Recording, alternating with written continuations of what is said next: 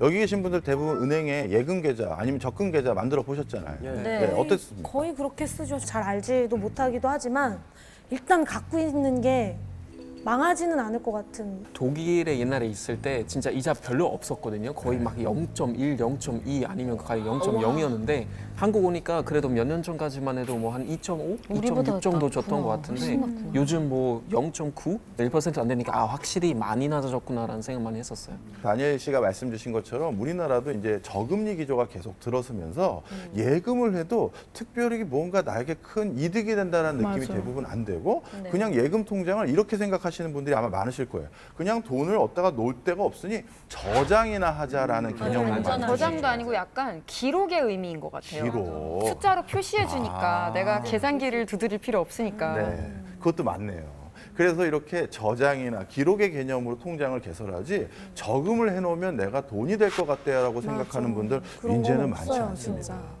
자, 그러면 이렇게 금리가 낮아져서 예금 금리가 줄게 되면 은행에 돈을 넣어뒀던 사람들은 어떤 반응들을 점점 더 할까요? 네. 일단은 빼겠죠. 뭐하러 막 제일 먼저 그래요. 달려가서 빼야죠. 작년에는 에어박이 2,000원이었어요. 1,000 얼마, 2,000원. 근데 지금 4,000원까지 갔거든요. 그러면 그냥 똑같은 그 1,000원을 은행에 넣어놨다가는 그걸로 같은 물건을 못 사는 거야, 내년에. 그래서 그냥 차라리 실물 돈을 들고 있는 게 훨씬 낫다고 생각이 들어요, 요즘. 여러분들이 이제 돈에 대해서 돈을 공부해야 될 또는 투자를 공부해야 될 이유가 바로 여기에 있는데요. 그냥 은행에 돈을 넣어놓으면 우리는 인식하지 못하는 상황에서 우리가 손해를 보고 있는 거예요. 그냥 내가 통장에 3억을 10년 전에 넣어놨다. 그건 아마 은행이자 붙여봤자 아마 큰 변화는 없었을 거예요. 근데 그 3억으로 우리나라에서 제일 잘 나가는 회사에 주식을 사놨다든가 아니면 어떤 집을 사놨다든가 하면 아, 이거 내 돈도 아닌데 듣는 것만으로 왜 이렇게 화가 나지? 너무 스트레스 뭐 잃어버린 것 같아, 손해본 것 같아.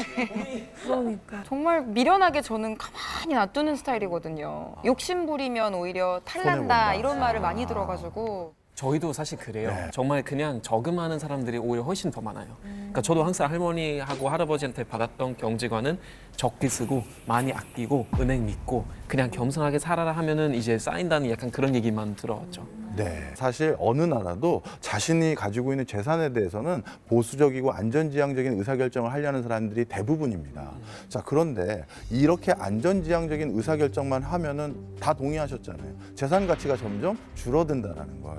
그래서 지금 이 시점에 이렇게 자산이 크게 변동하는 이 시점이 바로 돈을 공부할 적기라고 할 수가 있고요. 이때 돈을 적절히 배분하거나 투자하는 공부를 하지 않으시면 큰 기회를 놓치거나 아니면 내가 가지고 있는 것마저도 더 줄어들 가능성이 많다. 저 공부할게요. 준비돼 있어요. 여러분들 혹시 돈에 눈이 달려 있다는 얘기 들어보셨어요? 맞아. 사실 제가 평소에 존경하는 우리 김영익 교수님께서 자주 하시는 표현이세요. 돈에 눈이 달려 있다. 그러시잖아요. 예, 돈 눈이 있습니다. 돈에 눈이 있는 게 무슨 뜻이에요? 사실 지금처럼 금리가 낮아져서 은행이 주는 이자마저도 줄어들면 돈은 그러니까 아니면 정확히 말하면 그 돈을 가지고 있는 사람들은 이걸 계속 은행 금고에만 넣어놓으면 내가 손해라는 걸 알게 되겠죠. 따라서 이 돈의 가치를 불리기 위해서 돈 몸값을 올리기 위해서 적합하게 돈을 넣어둘 곳을 찾기 시작합니다. 그러다가 최근에 주목하기 시작한 대상이 있었죠. 바로 뭡니까? 부동산. 부동산이죠. 요즘 또 집값이 많이 올랐잖아요. 그러면 이제 또 아까 뭐 돈이 어디로 흐르고 막 이렇다고 하셨는데 그만큼 부동산에 돈이 많이 몰렸다는 증거 아닙니까? 맞습니다. 그쵸. 돈이 눈이 달렸다는 표현이 그거예요.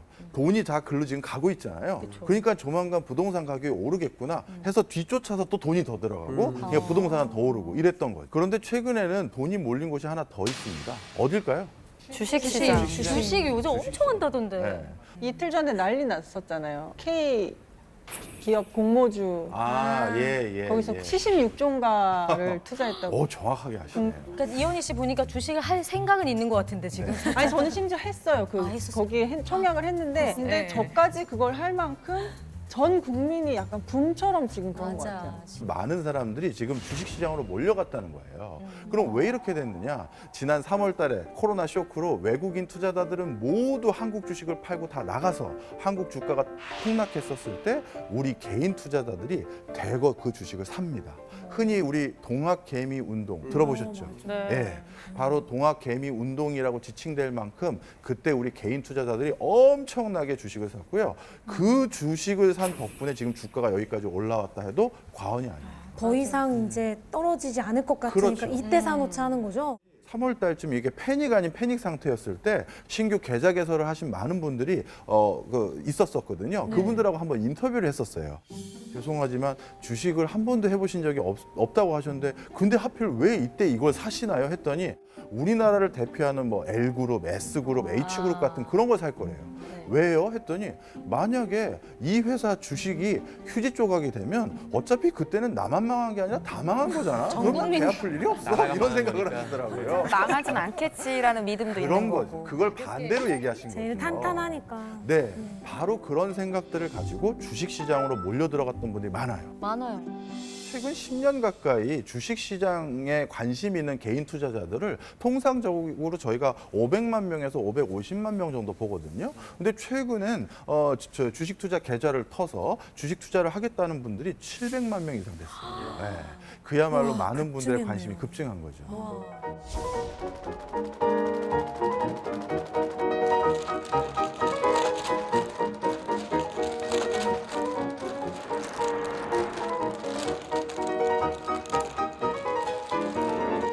코로나로 인해 풀린 이 어마어마한 돈, 이런 것들이 움직이면서 세계 경제가 지금 출렁이고 있는 상황입니다.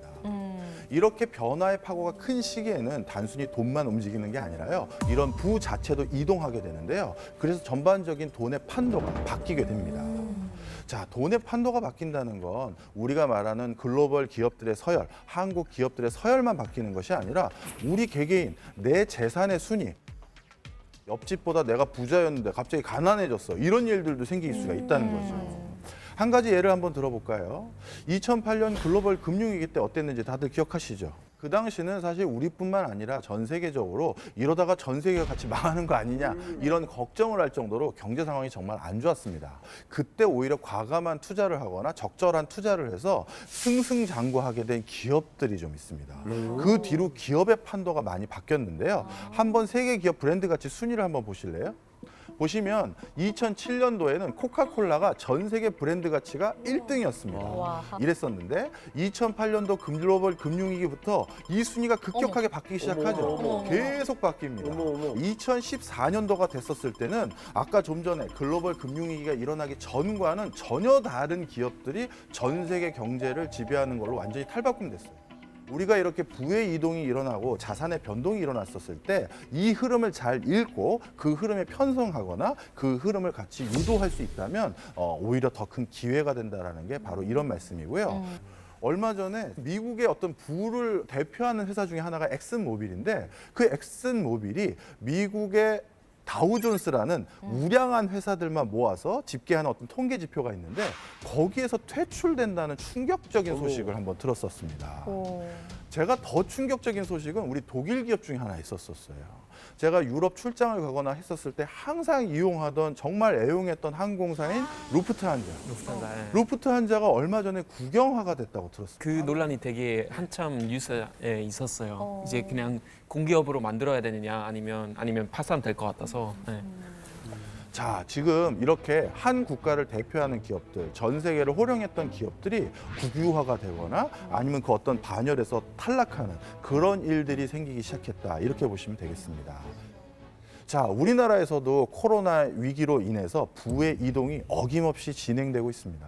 여러분들이 코로나 시대에 이 뜨는 분야, 뭐가 있을 거라고 생각하세요? 요즘 제가 이제 너튜브를 쭉 보면 인기 있는 영상 보면 대부분이 무슨 백신 뭐 관련주 빠방 뭐 3,000배 빠방 뭐 이런 게 있어가지고 아마 뭐 제약회사주 쪽이 아니면 온라인 컨텐츠를 제공하는 회사들, 뭐 디즈 맞아요. 땡, 뭐 넷플릭 땡 이런 거. 방금 말씀해 주셨던 그러한 분야에 종사하고 있는 기업들이 점점 주목받고 있습니다. 언택트 기업들의 몸값, 다른 말로 하면 주가가 엄청 뛰고 있습니다. 맞아요. 우리 평범한 사람들은 여기에 해당 사항 없는 거 아닌가요? 이렇게 생각하시는 분들도 솔직히 계실 것 같아요. 확 와닿지 않는 것 같아요. 예, 사실 제가 든 예는 우리 모두가 인식할 수 있는, 우리 모두가 이해할 수 있는 큰 기업들의 성공 스토리를 가지고 말씀드린 거고요. 사실 우리 개개인도 당연히 해당될 수 있는 얘기들입니다. 그래요? 예, 코로나 바이러스로 인해서 정말 많은 돈이 풀렸고요. 역대 최저금리의 시기예요. 그래서 머니 이즈 트래시라고 우리가 이렇게 부르는 말들도 나오는데요. 그냥 돈만을 가지고 있었을 땐 돈의 가치는 떨어지고 있는 상황인 거죠. 아이고, 그래서 어떡해. 이제는 우리 월급을 차곡차곡 모아서 목돈을 만들었다. 그 목돈을 만들어서 뭘 쓸 수 있다? 자, 그걸 통장에 넣어놓고 목돈을 만들었을 때 아마 더 크게 세상이 바뀌어 있을 가능성이 많죠. 그러면 오히려 손해를 보는 시대가 되는 거죠. 아, 근데 무서워요. 잃을까 봐. 물론 무섭기도 하죠. 그래서 사실 공부를 해야 돼요.